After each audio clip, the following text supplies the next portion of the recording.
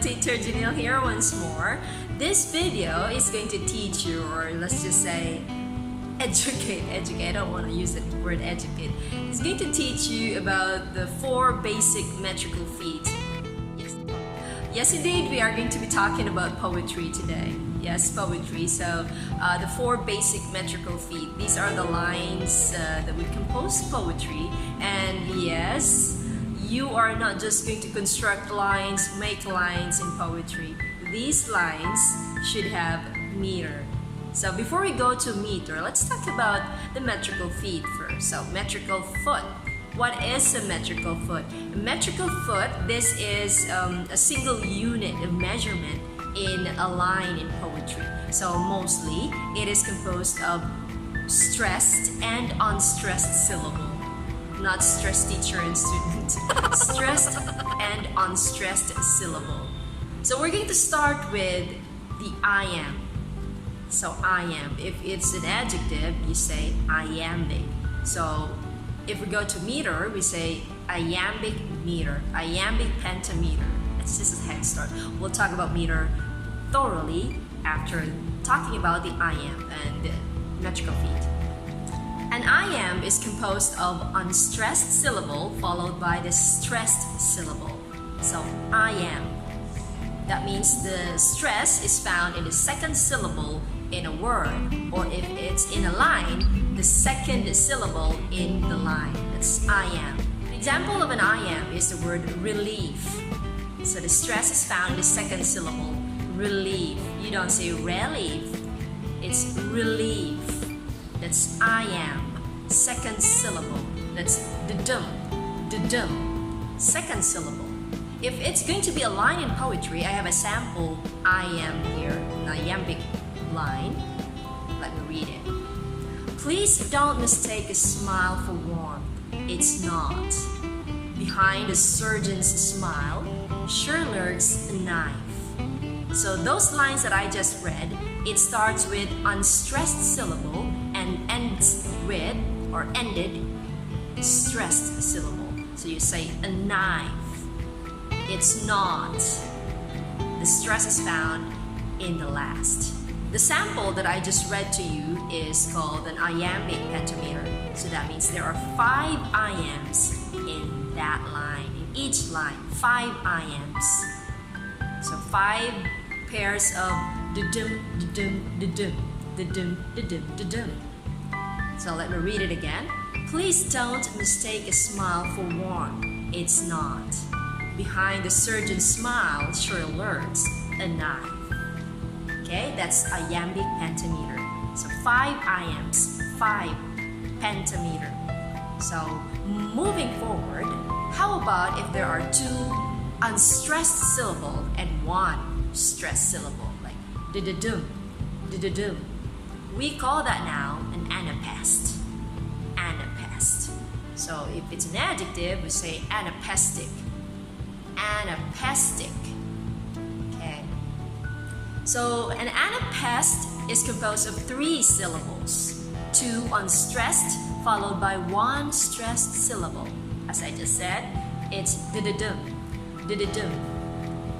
The sample word for this is unconcerned.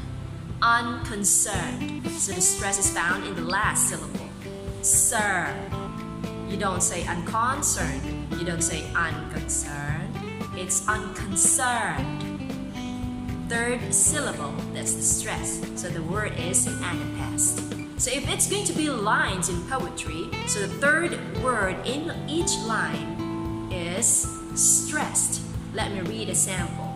The Assyrian came down like wolf on a fold, and his cohorts were gleaming in purple and gold.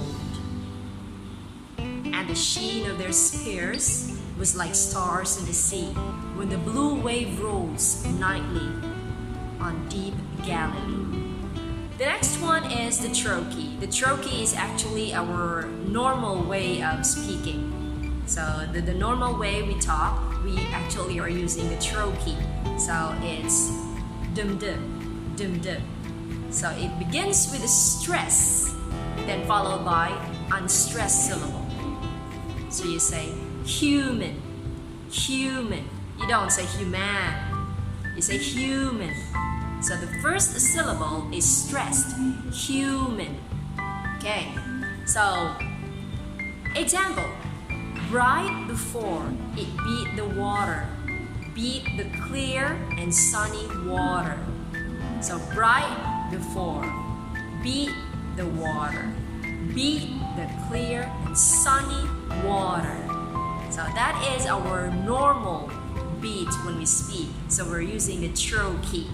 So if it's an adjective, so if we are gonna make, if we're going to derive an adjective from the word, we say trochaic.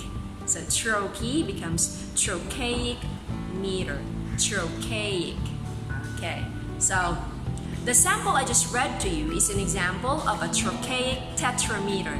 Trochaic tetrameter. So that means there are four trochees in each line. 4 trochees in each line. We are down to the last one. We call it the dactyl. So it begins with the stressed syllable followed by 2 unstressed syllables. So you say dum da da, dum da da. An example of a dactyl is the word broccoli. Broccoli. You don't say broccoli, you don't say broccoli, or you don't say broccoli. It's broccoli. So the first syllable is stressed, broccoli. Okay, so dactyl. The dactyl consists of 3 syllables. So to make my students remember, I asked them to say dactylic. So the adjective form, so that they would remember that there are 3 syllables in a dactyl. Dactylic, dactylic. First syllable is stressed, dactylic. Let me read a sample for you. Forward the light brigade, charge for the guns, he said. So the stress is found in the first syllable. This is an example of dactylic diameter. So that means there are 2 dactyls found in each line. Dactylic diameter. So let's have a quick wrap up. So we have Iamb. The 4 basic metrical feet are Iamb, Anapest, Trochee, Dactyl. Now let's talk about meter. So the meter, this would tell us how many foot are found in each line. If we say foot, we are talking about the Iamb, the Dactyl, the Anapest, and the Trochee. So if we're gonna measure it through a meter, so we're gonna talk about how many foot are found in each line. So if we are going to say diameter, that means there are 2. So if there are 2 iambs in each line, we say iambic diameter. If there are 3 iambs, we say iambic trimeter, and so on and so forth. How about a trochee? How about if there are 5 trochees in each line? So we say trochaic pentameter, trochaic pentameter. If there are like 7 trochees in each line, say trochaic heptameter, just like that. If it's a dactyl, if there are 3 dactyls in each line, we say dactylic trimeter, dactylic trimeter. Okay. If an anapest, if there are like 8 anapests in each line, that is an anapestic octameter.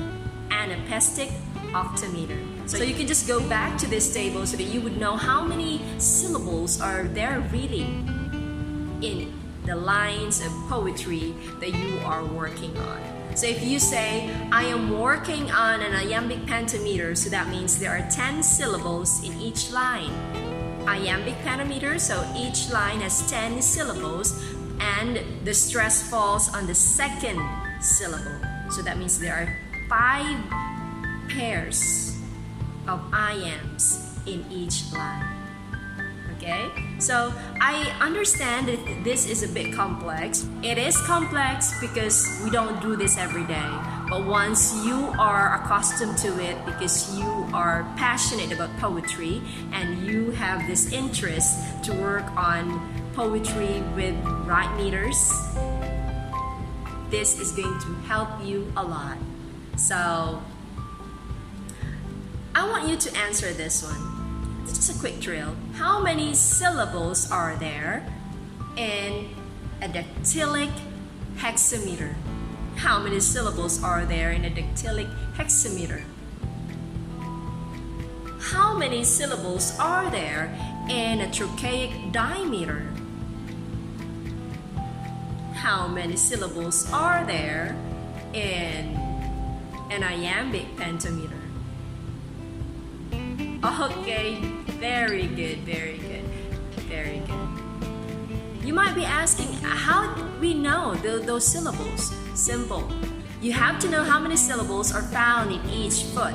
So if it's Iamb is composed of 2 syllables. Trochee is 2 syllables. Anapest, there are 3 syllables. Dactyl, there are 3 syllables. So if you say dactylic pentameter, penta is 5. Dactyl has 3 syllables already, so 3 times 5 is 15. So if you say dactylic pentameter, each line of your poem is composed of 15 syllables. How about, why did we know that there are 10 syllables in an iambic pentameter? Iamb has 2 syllables. Pentameter again, 5. It's 5 pairs of iamb. So 5 times 2 is 10. That means 10 syllables in each line. And I'm glad that you stayed on to listen to Teacher Janelle once more. I'd leave you to ponder on this one. Here's a table. Perhaps you could answer this on your own time. Complete this matrix. If you are my student, I would want you to answer this one. Of course, you can use a dictionary to help you out. Why not? You can use Google. Why not? So, Teacher Janelle once again, ta-ta for now. Bye-bye.